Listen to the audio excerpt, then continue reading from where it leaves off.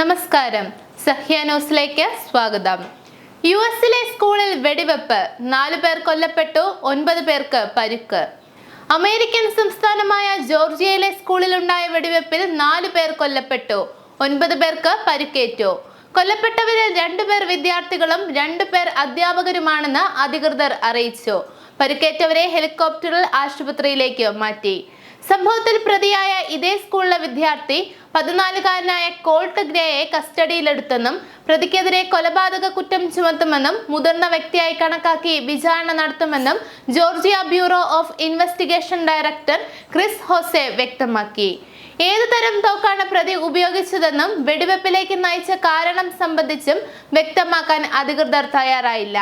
അറ്റ്ലാന്റയിൽ നിന്ന് 80 കിലോമീറ്റർ അകലെയുള്ള സ്കൂളിലാണ് സംഭവം. ക്ലാസ് ആരംഭിച്ച് 1 മണിക്കൂർ പിന്നിട്ടപ്പോഴാണ് വെടിവെപ്പുണ്ടായതെന്നാണ് റിപ്പോർട്ടുകൾ. ക്ലാസുകളിൽ നിന്ന് ഇറങ്ങിയോടിയ വിദ്യാർത്ഥികൾ സമീപമുള്ള ഫുട്ബോൾ സ്റ്റേഡിയത്തിലാണ് അഭയം തേടിയത്. സ്ഥിതി നിയന്ത്രണത്തിലാണെന്ന് സ്കൂൾ വക്താവ് അറിയിച്ചു. വെടിവെപ്പിന് മുമ്പ് സ്കൂളിൽ ഭീഷണി കോളുകൾ എത്തിയെന്ന റിപ്പോർട്ടുകളെ കുറിച്ച് അറിവില്ലെന്ന് അധികൃതർ അറിയിച്ചു. പ്രസിഡന്റ് ജോ ബൈഡൻ വെടിവെപ്പിനെ അപലപിച്ചു. വെടിവെപ്പിനെ അർത്ഥശൂന്യമായ ദുരന്തമെന്ന് വിശേഷിപ്പിച്ച US വൈസ് പ്രസിഡന്റും പ്രസിഡന്റ് തിരഞ്ഞെടുപ്പിലെ ഡെമോക്രാറ്റിക് പാർട്ടി സ്ഥാനാർത്ഥിയുമായ കമല ഹാരിസ് അക്രമം അവസാനിപ്പിച്ചേ മതിയാകൂ എന്നും പ്രതികരിച്ചു.